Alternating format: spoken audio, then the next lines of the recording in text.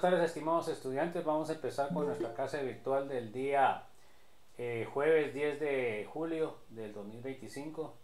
Debido a que fueron suspendidas las clases porque supuestamente deben estar revisando los edificios. Esperemos que sea cierto.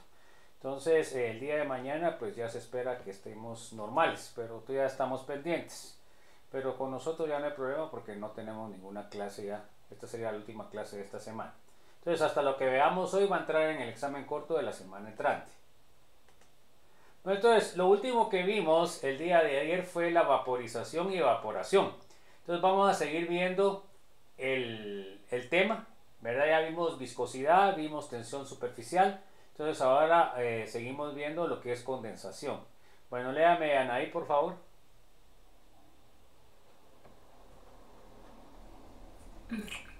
Con el tiempo, el aire que está encima del líquido se satura y la vaporización se detiene aparentemente. Puede parecer que, puede parecer que ya nada más ocurre dentro del recipiente cerrado, pero el movimiento molecular no ha cesado. Algunas moléculas de líquido continúan escapando hacia el estado de vapor. Las moléculas de vapor que se encuentran en el espacio encima del líquido inciden ocasionalmente en la superficie de este, donde son atrapadas y regresan al estado líquido. Esta conversión de vapor en líquido, la inversa de la vaporización, recibe el nombre de condensación. Ok, entonces fíjense pues, aquí podemos ver los dos recipientes cerrados con un líquido. Al principio nosotros cerramos, que sería la A, nosotros cerramos el recipiente y si se dan cuenta ustedes las moléculas de agua o de líquido son pocas, ¿ya? Son las negras. Conforme va pasando el tiempo se va equilibrando lo que es el estado líquido y el estado sólido y se dan cuenta que va aumentando la cantidad de moléculas de agua. Entonces esto va a llegar a un equilibrio a una temperatura dada, ¿verdad? Va a haber una cantidad específica de moléculas de agua en lo que es el aire y van a estar en equilibrio entre que se transforman en líquido y se transforman en gas. O sea que va a ser un equilibrio dinámico, no es un equilibrio que está sin movimiento. Bueno, entonces, a ver, léame Anderson, por favor. Representación de un líquido en equilibrio con su vapor en un recipiente cerrado a cierta temperatura. Eso es el A. Ahora miremos el B. Miren, ahí se acuerdan de que ahí está listado. Ya mandé el link. El link es el mismo del de ayer, ¿verdad? Entonces, de todos modos, por favor me lo publican ahí los que ya saben. Y el mismo es el sistema, en el sistema B o la figura B, quiere decir de que se aumentó la temperatura. Entonces, fíjense pues, aquí lo que estaríamos explicando es, a mayor temperatura, mayor vaporización, ¿verdad? Ahí está, Evelyn puso el link, por favor. Entonces, ahí se acuerdan que a las y cuarto ya no recibo a nadie. Entonces, quiere decir que al aumentar la temperatura hay más moléculas de agua que están en lo que es el aire, ¿ok? Y si yo disminuyera la temperatura, lo que hubiera pasado es que hubieran sido menos las moléculas de agua en el aire. Bueno, entonces léame por favor. Bueno, a ver, Cintia, ¿qué desea? Solo tengo una duda, licenciado. Por ejemplo, en un frasco completamente cerrado, un líquido puede llegar a vaporizarse por completo. No. Aunque no tenga... No. No. Bueno, sí se puede llegar a vaporizar si usted sube más de 100 grados, pues, la temperatura. Pero a temperatura ambiente nunca se va a evaporar, ¿ya? Porque la temperatura ambiente lo más que llega es a 50. ¿No? Bueno, entonces, vamos a seguir. Le toca ver a Ángel, por favor, léame. Al principio hay muchas moléculas de líquido, pero ninguna de vapor. Después la vaporización se inicia conforme parte del líquido se transforma en vapor. A medida que más moléculas pasan al estado de vapor, la rapidez de condensación aumenta. Con el tiempo, la rapidez de condensación se hace igual a la rapidez de vaporización en el recipiente cerrado. y no hay cambio aparente en la cantidad de líquido ni de vapor. El sistema está en equilibrio.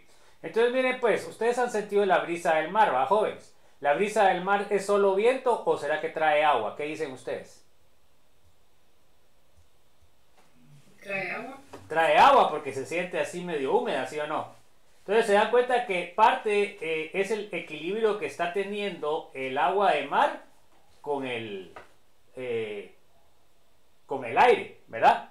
Y el viento mueve esa capa donde está el equilibrio y es lo que nosotros sentimos como brisa, ¿va? Que nos refresca. Entonces, igual, ¿verdad? Entonces, cuando ustedes empiezan y cierran como les decía anteriormente en la primera parte, ustedes cierran el frasco. Entonces, al principio prácticamente no va a haber ninguna molécula líquida en forma de vapor. Conforme se va estabilizando según la temperatura que esté, van a transformarse en moléculas de líquido a moléculas de vapor y va a llegar un momento en el cual se están en equilibrio. Pero este equilibrio no es un equilibrio que sea estático, no que si se transforma, fíjense, pues si se transforma una molécula de agua a vapor, tiene que condensarse otra molécula al líquido, ¿verdad? Y ahí es donde ya aparentemente ya está en equilibrio, pero es un equilibrio dinámico, no es un equilibrio estático. A ver, léame por favor, Carlos Francisco.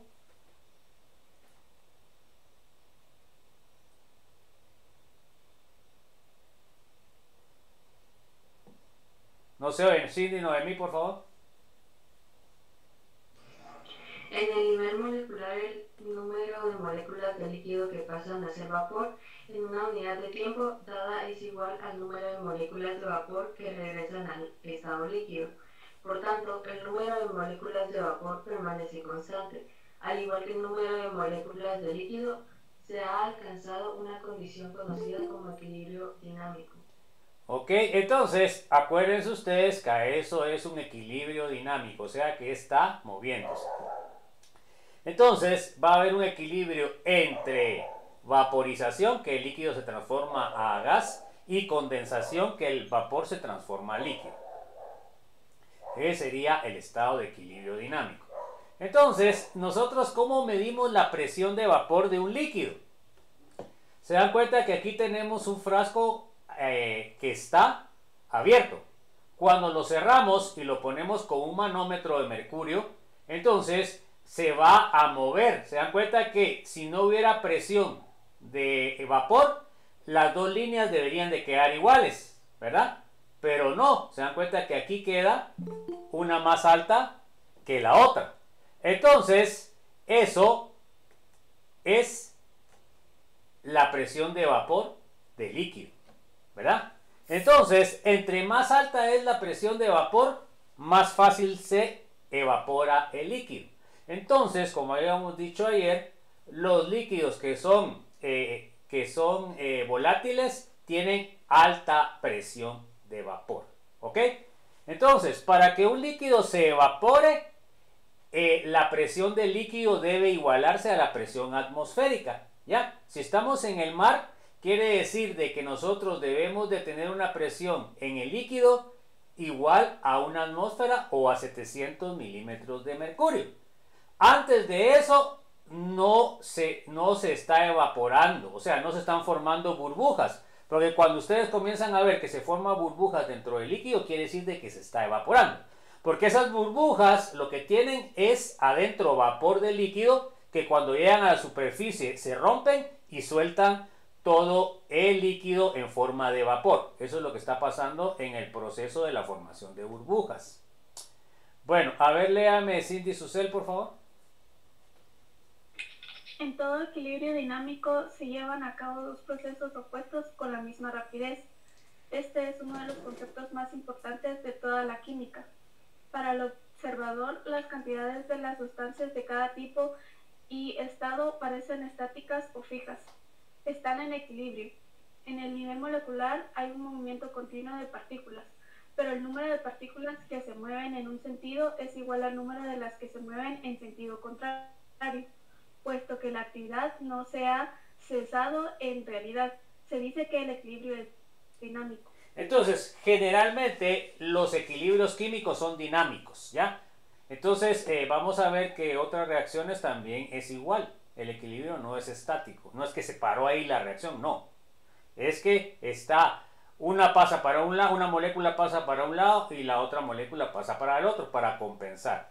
Entonces, vamos a ver la terminología de cambios de fase. Vamos a ver, cuando es fusión, quiere decir de que se va a pasar de sólido a líquido, ¿va, jóvenes? Bueno, y cuando es congelación, ¿qué quiere decir? Que pasa de líquido a sólido. Se dan cuenta que estos dos procesos son contrarios. Bueno, ahora miremos el proceso de ebullición o vaporización. Entonces, en este caso, ¿qué es lo que está pasando? A ver, Darling. En la vaporización, ¿qué es lo que pasa? Darling, Michelle. Sí. ¿Qué es lo que está pasando en la vaporización? No sé. Bueno, a ver, David. El líquido a gaseoso. Está pasando de líquido a gaseoso. Bueno, entonces, de ahí vamos a tener el contrario de lo que es vaporización y es la condensación. A ver, Diego Leonardo, ¿qué es lo que está pasando ahí? De gaseoso a líquido. O sea que es el proceso contrario a la vaporización. Bueno, ¿ahí se acuerdan de firmar, pues, jóvenes? Bueno, vamos a ver, el proceso de sublimación es un proceso especial que se da con ciertos compuestos especiales. O sea, la sublimación de dónde a dónde pasa. A ver, Sebastián. Diego, Sebastián. De sólido a gaseoso. Pasa de sólido a gaseoso sin pasar por líquido. ¿Se dan cuenta? Bueno, y de ahí, entonces es un proceso especial. Y cuando pasa el proceso contrario a la sublimación es la solidificación. Entonces ahí, ¿qué pasa? Pasa de gas a sólido sin pasar por líquido. Entonces podemos ver en esta imagen que el líquido, o sea, podemos decir el agua, puede tener tres estados: estado sólido, estado líquido y estado gaseoso. Esta transformación de estados nos sirve para intercambiar energía. Este simple proceso es el que rige, por ejemplo, los procesos de refrigeración, ¿verdad? El proceso de condensación, evaporación, es lo que rige el aire acondicionado. Bueno, a ver, léame, Evelyn, por favor. Cuando se coloca un líquido en un recipiente abierto, la presión atmosférica se opone al escape de las moléculas de líquido. Al calentar el líquido, la presión de vapor aumenta. Si el calentamiento continúa, la presión de vapor terminará por igual. La presión atmosférica y la temperatura en que esto ocurra, el líquido comenzará a hervir. Bueno, entonces, fíjese pues, cuando se iguala la presión de vapor del líquido con la presión atmosférica, es que comienza a ebullir el compuesto. Entonces ahí tenemos, miren, el proceso de ebullición del agua o de cualquier líquido es cuando ya está formando burbujas. Eso es como nosotros sabemos que la sustancia está ebulliendo. Fernando, por favor.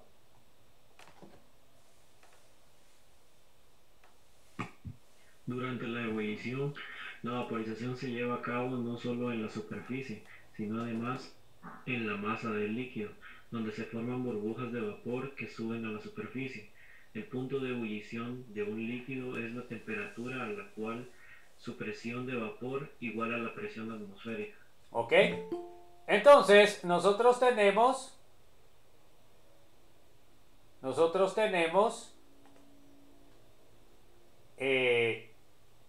acá, se dan cuenta, no se pueden formar burbujas porque la presión de vapor es menor que la presión atmosférica, o sea que no han llegado realmente la temperatura del líquido al punto de ebullición. Pero cuando ya se comienzan a formar esas burbujas, significa que las presiones de líquido y la presión atmosférica se igualó. Ahí podemos decir nosotros que el líquido está ebulliendo. ¿Alguna duda, jóvenes? ¿Está claro todo? Bueno, ¿se acuerdan que eso va a ser evaluado la próxima semana? Bueno, entonces ahora sigamos. A ver, léame por favor, Gabriel Antonio. Debido a la presión atmosférica que cambia con la altitud y las condiciones meteorológicas, los puntos de ebullición de los líquidos también son variables. Ok, entonces, fíjense pues. El punto de ebullición depende de la altura a la cual se toma. Los puntos de ebullición estándar se toman a nivel de mar. O sea que el agua ebulle a 100 grados centígrados a nivel del mar. ¿Ya? Pero si nosotros vamos subiendo del nivel del mar, entonces lo que pasa es que va a disminuir el punto de ebullición. Por ejemplo, aquí en Guatemala, que estamos a 640 milímetros de mercurio, en el mar estamos a 760 milímetros de mercurio, o sea, hay más presión. Entonces aquí se va a igualar la presión del agua a una menor temperatura porque hay menos presión. Entonces, acá el agua ebulle a 95 grados más o menos. O sea que aquí el factor de corrección de lo que es el punto de ebullición de los teóricos sería menos 5 grados. Entonces miren ahora qué pasa. Miren el agua a cuánto hierve en el punto, en el pico Pike, Colorado, que está a 4.400 metros. Hierve a 85 grados. Miren, bajó 15. ¿Ya? Ahora miren en el monte Everest, que es el lugar más alto de la Tierra, que es a 8.800. Mire a cuánto ebulle el agua. A 71 grados. ¿Ok? O sea que quiere decir de que el punto de ebullición es inversamente proporcional a la altura. A mayor altura, menor punto de ebullición. A menor altura, mayor punto de ebullición. Y los datos que ustedes tienen de puntos de ebullición son tomados a nivel del mar. Entonces por eso hay que corregir los puntos de ebullición dependiendo de la altura que estemos tomando los mismos. Vamos con el proceso de destilación. Entonces, la destilación se hace con un equipo que se llama destilador. Aquí podemos ver nosotros una destilación simple. Si se fijan ustedes, acá tenemos elementos específicos que debe tener un destilador. Entonces, miren, pues tenemos la fuente de calor, que en este caso es un mechero. Tenemos lo que es el frasco de fondo redondo, que es donde está lo que estamos evaporando. Luego de esto, acá tienen algunos adaptadores para poder poner este sistema que está aquí. Todo esto que está acá, esto que está acá, es un adaptador. En este adaptador se dan cuenta que arriba se está poniendo el termómetro se pone en el brazo en donde se divide. Y también en este adaptador se está metiendo el condensador o refrigerante, que es este que está aquí abajo. Bueno, entonces los elementos que tiene un destilador simple son lo que es el envase en donde está el líquido, lo que tiene el adaptador para poner el termómetro y para conectar el refrigerante, y luego de esto tiene en donde recoge el destilado. Entonces, ¿qué pasa acá? El calor va a evaporar el líquido.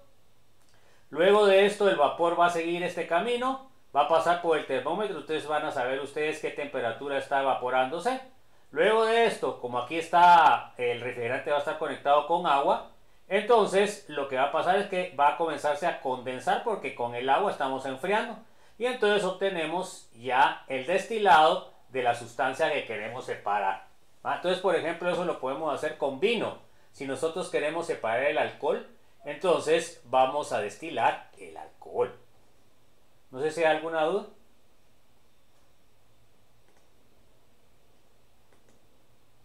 Bueno, entonces, a ver, léame Hugo Peñate. Los líquidos se pueden purificar mediante un procedimiento llamado destilación. Imagina una mezcla de agua y algún material no volátil como la sal común. Si se calienta la mezcla hasta que hierva, se vaporizará el agua, pero no el material no volátil. Entonces, fíjese pues, aquí a la par tenemos la destilación fraccionada. Miren, la diferencia entre este sistema y este sistema es esto que está acá. ¿Me? A esto que está acá se le llama columna de fraccionamiento. Eso hace que la destilación sea más eficiente, por lo cual pueden separar líquidos que tengan menor diferencia entre los puntos de ebullición. Porque fíjense ustedes, en una destilación simple únicamente pueden separar líquidos que tengan más de 10 grados de diferencia de lo que es el punto de ebullición. Por ejemplo, el alcohol tiene un punto de ebullición de 78 y el agua tiene un punto de ebullición de 100. Entonces, ustedes pueden separar el agua del alcohol. ¿Ya? En cambio, cuando ustedes tienen mezclas que tienen compuestos que tienen menos de 10 grados, tienen que utilizar esta columna fraccionada de fraccionamiento, y entonces a esto se le llama destilación fraccionada. Entonces, la diferencia es que la fraccionada utiliza la columna de fraccionamiento que sirve para poder separar compuestos que tengan puntos de ebullición más cercanos. ¿Está claro, jóvenes, o no? Entonces aquí podemos ver, por ejemplo, miren, el punto de ebullición del agua. A 100 grados centígrados va a ser la temperatura cuando tenga una atmósfera de presión, que esas serían las condiciones estándar. Se dan cuenta que aquí más o menos tenemos 640 milímetros de mercurio, entonces va a evaporarse el agua a 95 grados. Entonces, conforme va aumentando la altura, va bajando la presión atmosférica. Conforme va aumentando, quiere decir de que va aumentando lo que es el punto de ebullición. Entonces, por ejemplo, si nosotros nos vamos al mar muerto, que está bajo el nivel del mar, quiere decir de que el agua tendría que evaporarse a mayor temperatura. ¿Alguna duda, jóvenes? Bueno, entonces, acá tenemos los puntos de ebullición de diferentes sustancias. Entonces podemos ver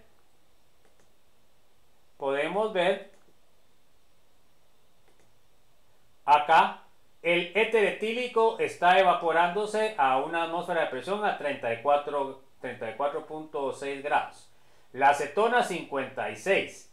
El metanol 64.5, el etanol, o sea el alcohol etílico 78, el agua a 100 grados, el mercurio a 356.6. Entonces, se dan cuenta que, por ejemplo, acá entre 34 y 56 hay más de 10 grados. Entre 56 y 64 no hay más de 10 grados. O sea que para separar el éter etílico de la acetona sí podríamos utilizar una destilación simple. Pero para separar la acetona del metanol no podríamos usarla simple, sino que tendríamos que utilizar la fraccionada.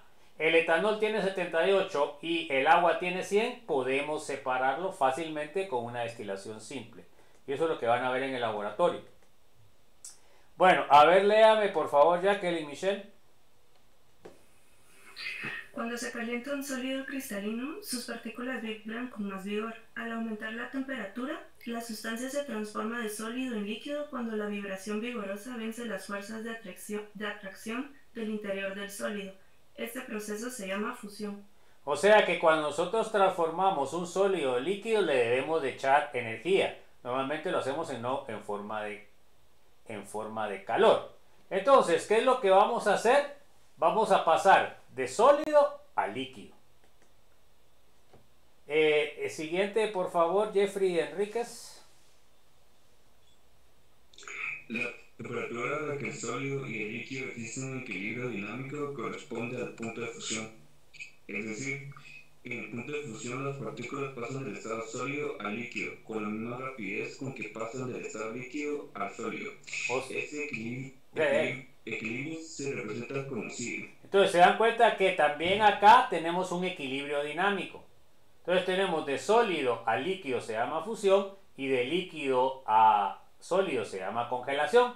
Cuando ustedes están en el punto de equilibrio, la misma cantidad de moléculas que pasa de sólido a líquido van a pasar de líquido a sólido.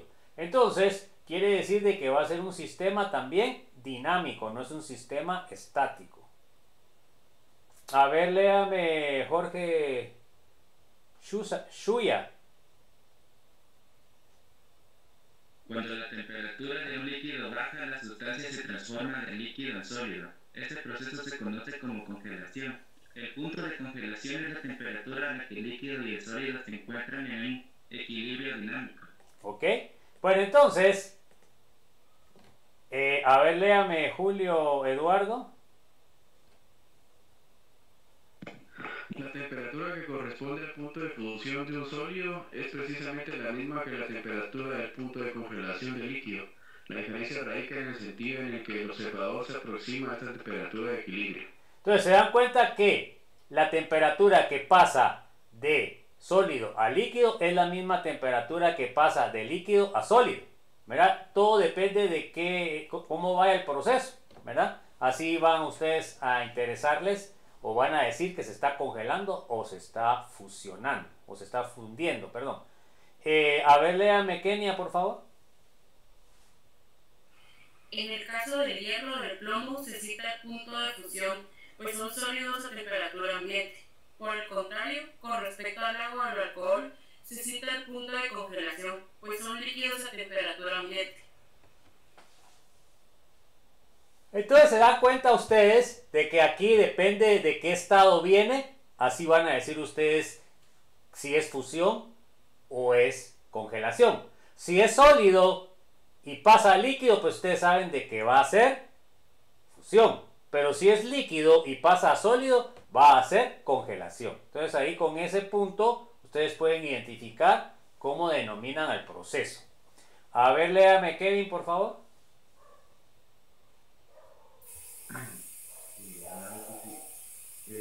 La temperatura que corresponde al punto de fusión de un sólido es... No se le escucha mucho, Kevin. Acérquese más al micrófono, por favor.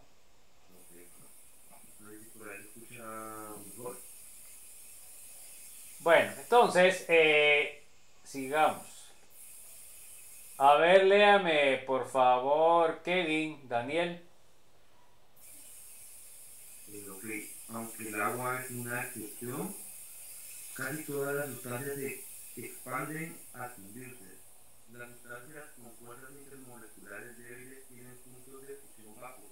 Las sustancias con fuerzas intermoleculares intensas presentan puntos de fusión más altos. Bueno, ya casi no se lo oye a usted. No, póngase más cerca del micrófono. Bueno, entonces, estamos que normalmente todas las sustancias se expanden. El agua es al contrario. Bueno, entonces vamos a ver ahora el agua, un líquido fuera de lo común. Miren, esto es fundamental que lo entendamos porque el agua es el valor más importante de nuestro planeta, ¿ya? Y debiéramos de estarlo cuidando más de lo que estamos destruyéndolo, contaminándolo. A ver, léame por favor, Levi. El agua es probablemente el líquido mejor conocido para todo el mundo, pero es una sustancia química fuera de lo común. Por ejemplo, a temperatura ambiente es el único compuesto químico del líquido con una masa molar tan baja, 18 gramos mol. A continuación se describen otras propiedades especiales. Entonces, fíjense pues, para el peso molecular o la masa molecular que tiene el agua, las propiedades físicas debieran ser más bajas, ¿ya? Pero vamos a ver de dónde viene eso. Bueno, vamos a ver primero la densidad del agua sólida y líquida. A ver, léame Luisa, por favor, Luisa Fernanda. La forma sólida del agua, el hielo, es menos densa que la líquida, situación que es muy poco frecuente. Las consecuencias de esta peculiar característica para la vida en este planeta son inmensas. Cuando la temperatura decide desciende por debajo del punto de congelación, en la superficie de los lagos se forma hielo, el cual aísla el agua que está debajo y permite a los peces y demás organismos acuáticos sobrevivir a los inviernos en las zonas templadas. Entonces se dan cuenta de que si el agua no tuviera esa característica de que el hielo flota, no hubiera vida en este planeta. Pero eso es debido a la estructura que tiene especial el agua. A ver, léame, Rosemary, por favor. Si el hielo fuese más denso que el agua líquida, se hundiría hasta el fondo a medida que se forma. Esto permitiría que más agua se congelase y se hundiese también hasta el fondo. En consecuencia, todos los lagos de las latitudes septentrionales e incluso los más profundos se congelarían por completo en invierno. Y ya no habría vida. Entonces, ¿qué pasa en los lagos ahora o en los mismos ríos? Pues solo se congela la superficie y abajo la vida sigue, ¿verdad? Entonces, eso es lo que ha permitido el desarrollo de la vida. La característica especial del agua, que el hielo flota y no se hunde. Bueno, vamos a ver el calor específico del agua, que es otra propiedad diferente a todo lo demás. A ver, léame, Rudy, por favor. Otra propiedad del agua que se aparta del ordinario es su calor específico relativamente grande. Se necesita exactamente 1 caloría de calor para elevar 1 grado Celsius la temperatura de 1 gramo de agua líquida. Esto representa alrededor de 10 veces más energía que la necesaria para elevar 1 grado Celsius de temperatura de la misma cantidad de hierro. Se dan cuenta que el hierro tiene muchísimo más masa que lo que es el agua como molécula, pero el agua necesita más energía para poder subir los grados. Bueno, entonces, ¿eso en qué nos beneficia en la Tierra? ¿O a qué beneficiado en la Tierra? Entonces, las masas de agua lo que van a hacer es que van a estar regulando la temperatura en la Tierra. Entonces, de día van a estar absorbiendo calor y de noche van a estar emitiendo el calor que absorbieron en el día. Entonces, eso lo que va a permitir es de que las zonas costeras o las zonas que están aledañas a una masa de agua grande esté controlada la temperatura y no sufra cambios muy bruscos. Acuérdense ustedes que para lo que es la agricultura, muchos cultivos necesitan que tengan una temperatura promedio, ¿verdad? Porque si sufren subidonas o bajas, pueden destruirse o pueden morirse. Bueno, vamos a ver el calor específico del agua y sus implicaciones ambientales, que es lo que estamos hablando ya un poquito. Bueno, a ver, léame, Sara Judith Canel. Debido a que el agua tiene un calor específico relativamente grande, se necesita una cantidad de calor más o menos grande para elevar la temperatura de una masa de agua, y se desprende mucho más calor al producirse un pequeño descenso de su temperatura. Las enormes cantidades de agua presentes en la superficie de la Tierra guardan y liberan calor alternadamente, lo cual tiende a moderar las variaciones diarias de la temperatura. Bueno, entonces, miren, pues aquí tenemos la Luna y tenemos la Tierra. En la Tierra, pues la temperatura está más o menos constante, o sea, en valores no tan grandes debido a la cantidad de agua presente en la Tierra. Pero en la Luna, como no hay agua, ¿verdad? Ahí las temperaturas de día y de noche son bastante diferentes. Vamos a ver eso. A ver, léame, Cintia, por favor. La temperatura de la Luna varía desde un poco arriba del punto de ebullición del agua hasta alrededor de 175 grados Celsius, un intervalo de 275 grados Celsius. En cambio, en la Tierra las temperaturas rara vez caen por debajo de los menos 50 grados Celsius o se elevan por encima de los 50 grados Celsius, un intervalo de solo 100 grados Celsius. Entonces se dan cuenta que entonces con los cambios que se dan en la Luna, pues no favorecen a ningún proceso de vida. En cambio aquí en la Tierra, pues sí, se dan cuenta por esa capacidad que tiene el agua. Bueno, a ver, léame, Tabitha, por favor. Calor de vaporización del agua, sus implicaciones. Otra propiedad del agua fuera de lo común es su calor de vaporización, relativamente grande, de 2.26 o 40.7. Por tanto, se necesita una gran cantidad de calor para evaporar una pequeña cantidad de agua. Esto es de gran importancia para los animales, pues hace posible disipar grandes cantidades de calor corporal, generando como producto colateral de los procesos metabólicos por evaporación de pequeñas cantidades de agua, transpiración en la piel.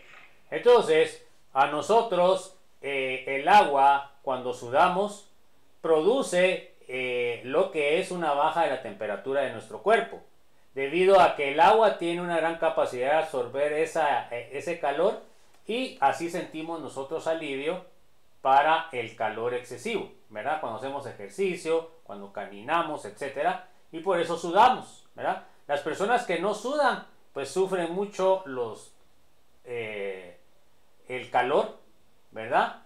Porque hay algunas personas que tienen problemas en la piel y no sudan. Entonces, realmente ellas tienen que vivir en climas más templados. A ver, léame por favor, Anaí, por favor. Junto con el efecto modificador de la temperatura del alto calor específico del agua, el gran calor de vaporización de este compuesto tiene también un efecto moderador de la temperatura. Ok, entonces se dan cuenta que el agua tiene un montón de funciones que realmente son importantes para que la vida se desarrolle. Bueno, vamos a ver ahora los puentes de hidrógeno en el agua y sus implicaciones. Bueno, a ver, léame Anderson, por favor. Las propiedades especiales del agua que se han descrito son el resultado de la peculiar estructura de sus moléculas polares. En el estado líquido, las moléculas de agua están fuertemente asociadas por puentes de hidrógeno. Ok, entonces, miren, acá tenemos una molécula de agua y se dan cuenta de que esas líneas como resortes son los puentes de hidrógeno. Entonces quiere decir de que las moléculas de agua están formando una red. Y por eso las propiedades físicas suben, debido a que cuando ustedes quieren separar una molécula de agua, tienen que romper este enlace puente de hidrógeno, ¿verdad? Léame por favor, Ángel.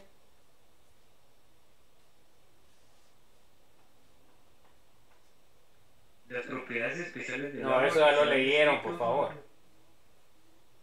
Para que se lleve a cabo la vaporización es necesario vencer estas fuerzas, por lo que es preciso suministrar una gran cantidad de energía, equivalente al calor de vaporización, para transformar el agua líquida en vapor. Entonces se dan cuenta que debido a los puentes de hidrógeno es de que las propiedades físicas y las propiedades químicas y físicas del agua son diferentes, ¿va? A los otros compuestos. Porque normalmente los otros compuestos, aunque tienen una masa molecular más alta, pero no forman puentes de hidrógeno, ¿verdad? Entonces ahí está la gran diferencia.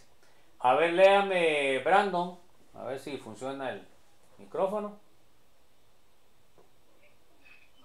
En el estado sólido, las moléculas de agua en forma de hielo se encuentran dispuestas ordenadamente, como se muestra en la figura.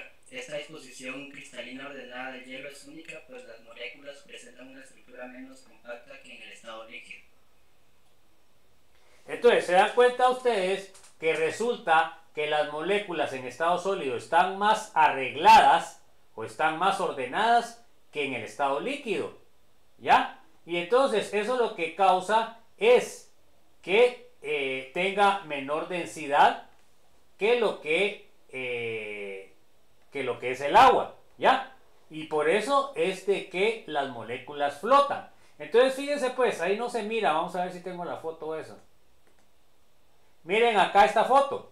Se dan cuenta que aquí, debido a los puentes de hidrógeno, se forman como que son hexagonales. Y se dan cuenta que en medio hay un hueco. Ese hueco que se está formando entre las moléculas del sólido hacen que sea menos densa que el agua. Porque las sustancias como el hierro o el mercurio no pueden formar estas estructuras, por lo cual normalmente las sustancias, cuando se solidifican, van a tener mayor densidad, pues. En cambio, en el caso del agua tiene menos densidad. Ahí está la razón por la cual flota. A ver, léame Carlos Francisco.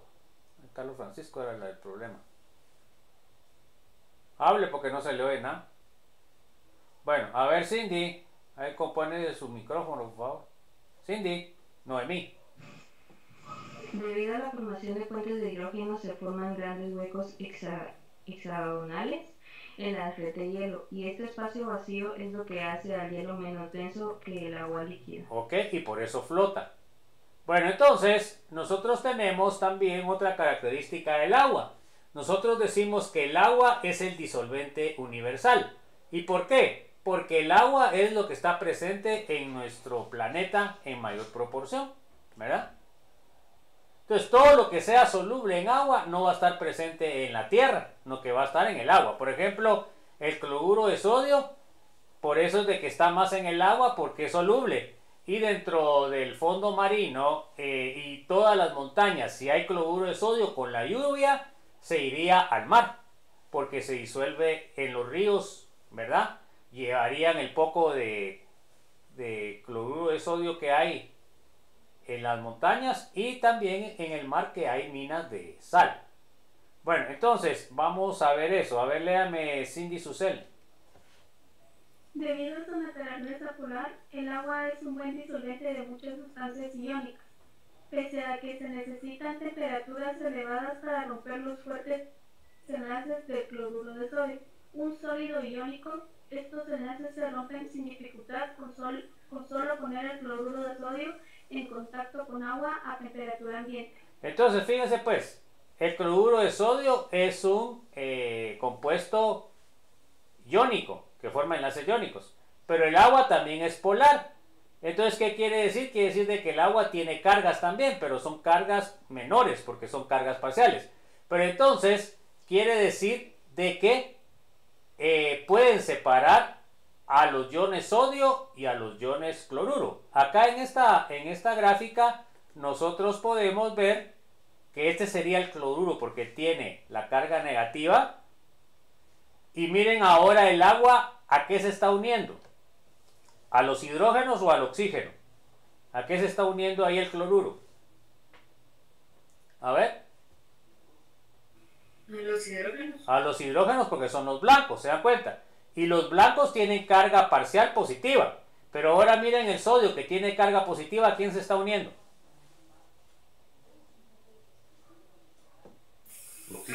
Al oxígeno, porque el oxígeno tiene carga negativa. Entonces, esa propiedad que tiene, que es iónico, hace que se puedan separar las cargas.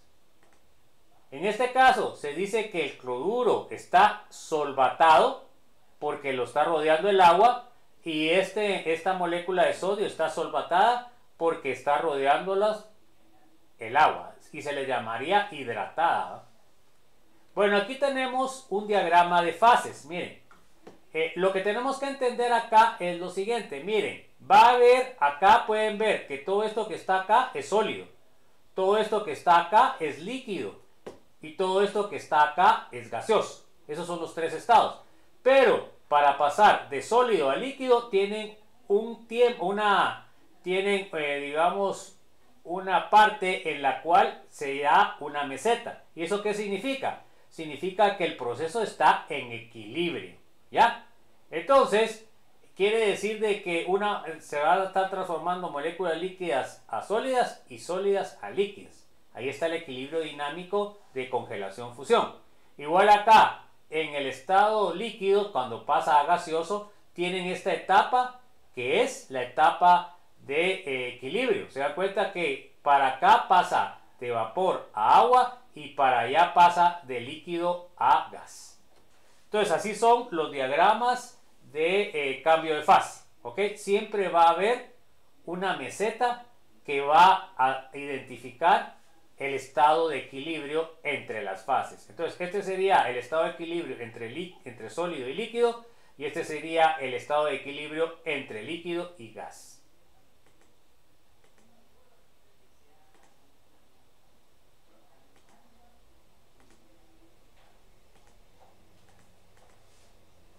Bueno, ¿qué aprendimos en la presentación? Primero, a ver, Darling,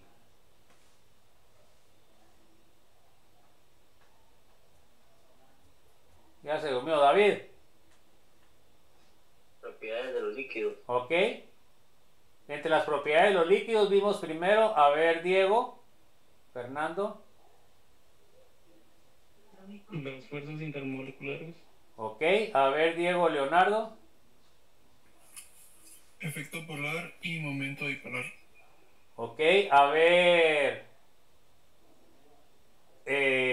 Diego, Leonardo. O Diego Sebastián, perdón. Viscosidad. Ok. A ver, Edgar Iván. Tensión superficial. A ver, Evelyn Montserrat. Vaporización y condensación. Fernando José. Punto de ebullición. A ver, Gabriel Antonio. Destilación. Hugo Peñate. Fusión y congelación. Entonces, eso fue lo que vimos en las propiedades. Vamos a ver ahora el agua como un líquido fuera de lo común. A ver, léame por favor, Hugo. Densidad del agua sólida y líquida. Primero que vimos, y la característica importante ahí es de que el sólido flota. O sea, el agua líquida, el agua sólida flota. A ver, Jacqueline. Calor específico del agua. El agua tiene un calor específico más alto según su peso molecular, o sea que puede absorber mucha agua, mucho calor. A ver, Jeffrey. Calor específico del agua, sus implicaciones ambientales. Que controla lo que es la temperatura en nuestro planeta. A ver, Jorge. Sí. Lea pues. Calor de vaporización del agua, sus implicaciones. Se da cuenta que el calor de vaporización es lo que puede controlar la temperatura en los humanos o los animales que puedan sudar. Bueno, a ver, Julio Eduardo. Puentes de hidrógeno en el agua, sus implicaciones. Entonces, muchas de las cualidades que tiene el agua es debido a la formación de puentes de hidrógeno. A ver, Kenia. El agua como disolvente.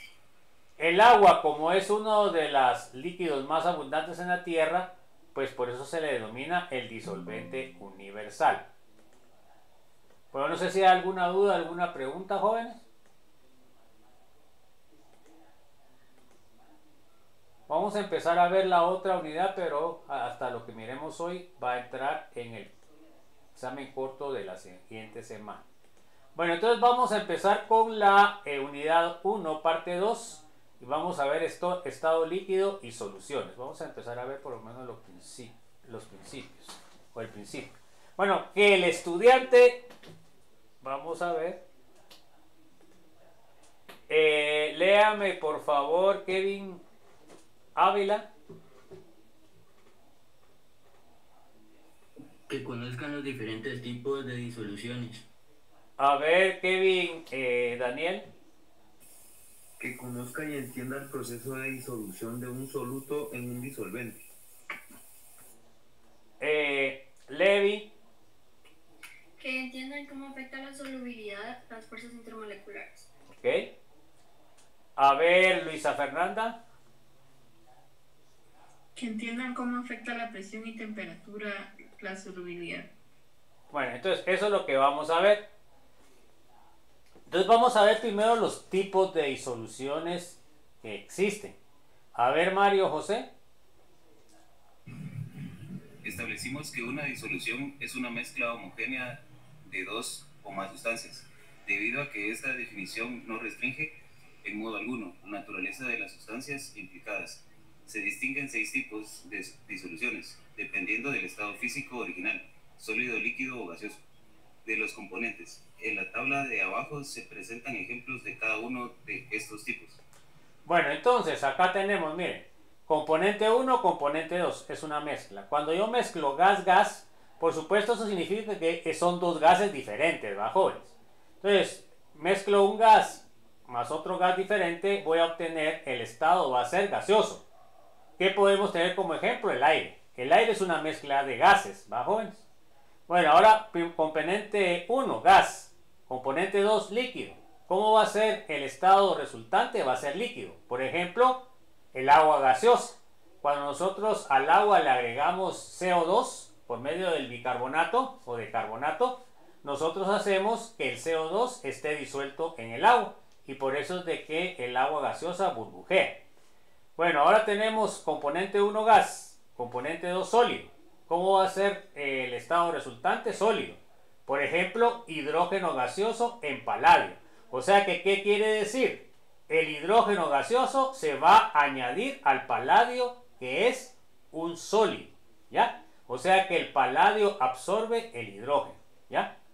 Bueno, luego tenemos componente 1 líquido, componente 2 líquido. Entonces, la mezcla final sería líquido. ¿Cuál sería un ejemplo? Por ejemplo, el etanol en agua. Las bebidas alcohólicas es etanol más agua. Lo que varía en las bebidas alcohólicas es la cantidad de etanol, y así son las diferentes bebidas alcohólicas. Bueno, ¿qué pasa cuando tenemos componente 1 sólido y componente 2 líquido? Entonces el estado resultante es líquido. Por ejemplo, el cloruro de sodio. Cuando yo echo sal al agua, pues el cloruro de sodio se disuelve completamente, ¿ya? Entonces la solución queda líquida. Bueno, ahora tengo un sólido y tengo un sólido. ¿Cuál va a ser el estado resultante? Va a ser sólido. ¿Y eso en dónde se presenta? En las aleaciones. Por ejemplo, el latón es una aleación de cobre-zinc. La soldadura es una aleación de estaño y plomo. Se dan cuenta que ahí estamos mezclando sólidos. Entonces, esto se les puede preguntar en el examen, ¿verdad? Ya sea que dé un ejemplo, ya sea que se les pregunte qué estado resultante, ¿verdad? Eso es lo que se les puede preguntar en el examen corto y en el examen parcial. Bueno, a ver, léame, Rocío, Valentina. Estudiaremos las disoluciones que incluyen por lo menos un componente líquido, es decir, disoluciones gas líquido, líquido líquido y sólido líquido. Quizás nos sorprenda demasiado que el disolvente líquido en la mayor parte de las disoluciones que estudiaremos es el agua.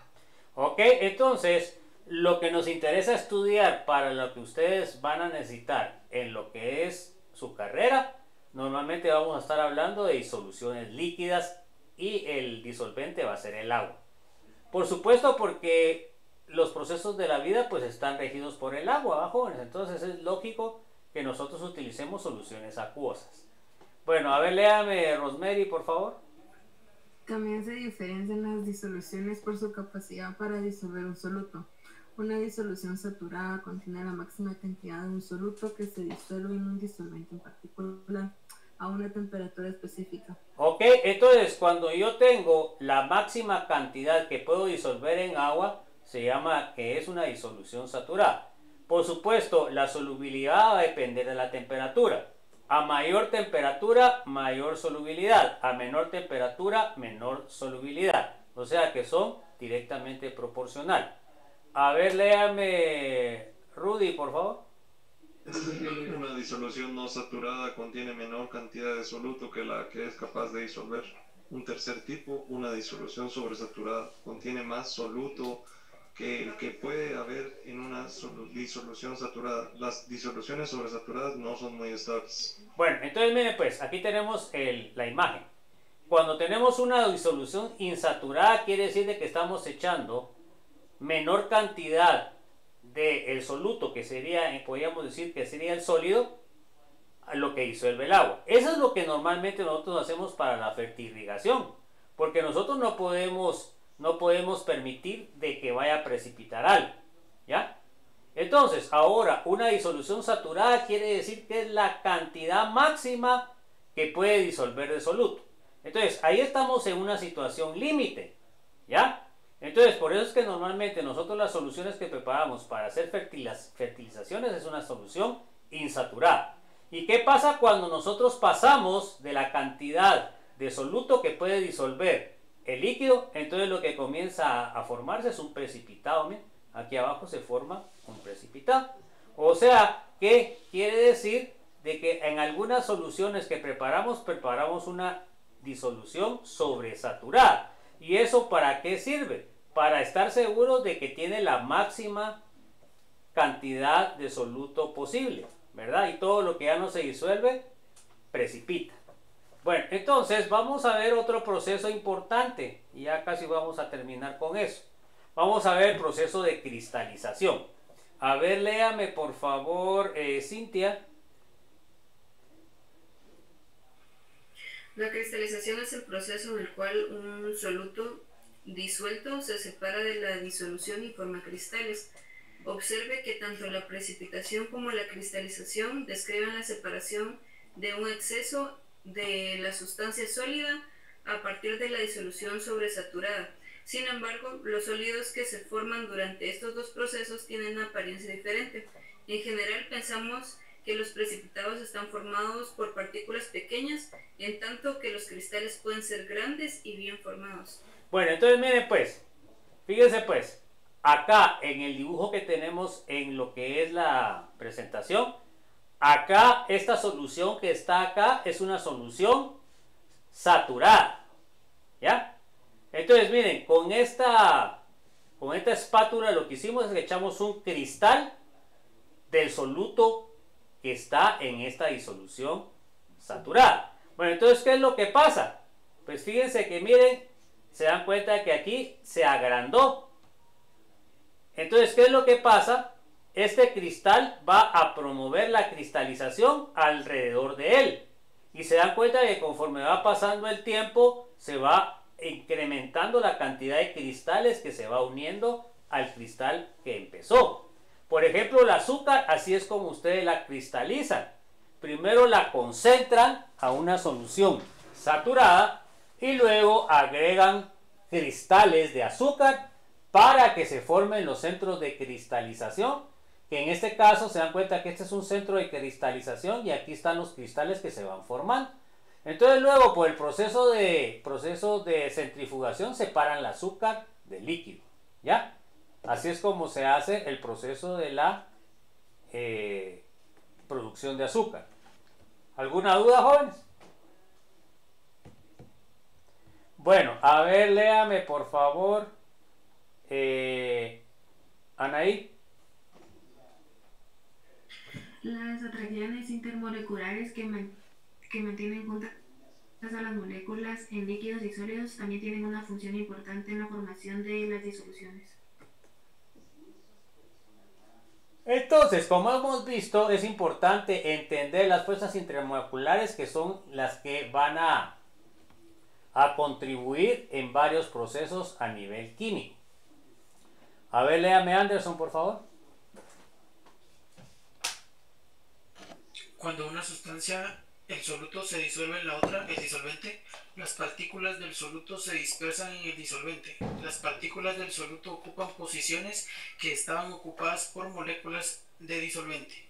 O sea que el soluto tiene que desplazar a ciertas moléculas de disolvente. Vamos a ver el proceso el día lunes. A ver, léame por favor, Ángel Ramiro. La facilidad con la que una partícula de soluto reemplaza a una molécula de disolvente depende de la fuerza relativa de tres tipos de interacciones. Bueno, entonces vamos a ver los tres tipos de interacción. Entonces tenemos la interacción disolvente-disolvente, la interacción soluto-soluto y la interacción disolvente-soluto.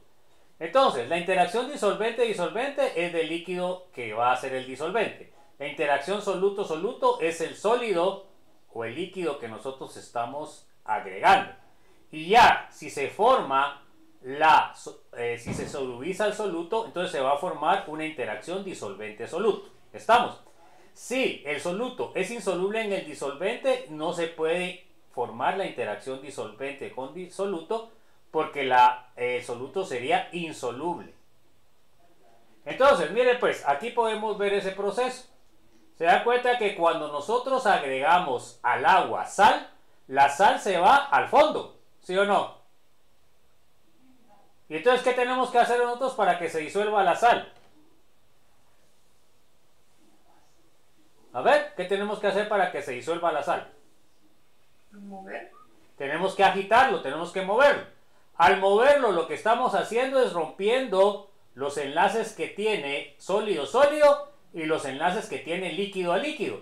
Entonces, al romper por medio de lo que es el movimiento, entonces ahora se dan cuenta de que el cloruro y el sodio se separan. Aquí tenemos los anaranjados y los azules. Y ahora lo que pasó fue que el disolvente los está rodeando. Entonces aquí teníamos dos fases, una fase sólida y una fase líquida. Y después de revolverlos o calentarlos también podía ser, ya tenemos una solución homogénea. O sea que quiere decir que la sal se disolvió. ¿Ok? Siguiente, por favor, Carlos. Ah, bueno, no tiene mal. A ver, Cindy, Noemí.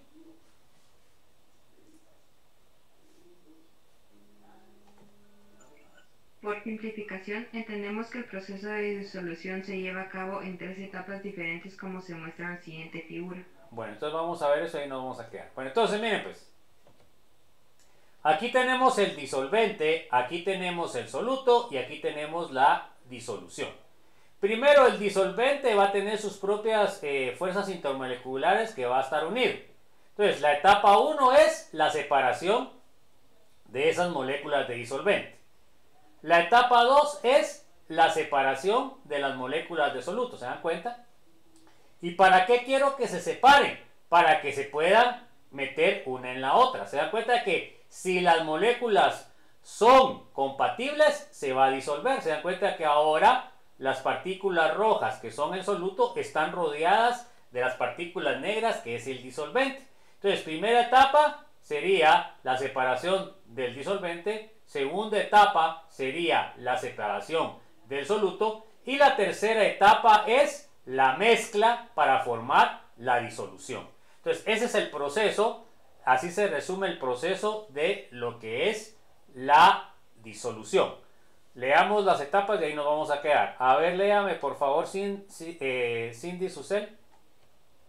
La etapa 1 es la separación de las moléculas del disolvente. La etapa 2 implica la separación de las moléculas del soluto. Estas etapas requieren energía para romper las fuerzas de atracción intermoleculares. Como consecuencia, son endotérmicas. La etapa 3, las moléculas del disolvente y del soluto se mezclan. Ok, entonces miren pues, en el proceso de separación se necesita energía. En el caso que hablamos anteriormente, la energía se la dábamos nosotros cuando agitábamos, ¿verdad, jóvenes? O le podemos poner temperatura. Bueno, entonces ahí nos vamos a quedar, chicos.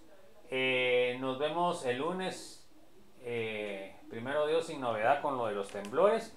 Y que estén bien y siempre estén preparados con su mochila la mochila de los 72 horas, ¿verdad? Y ante todo guardar la calma, ¿va, jóvenes?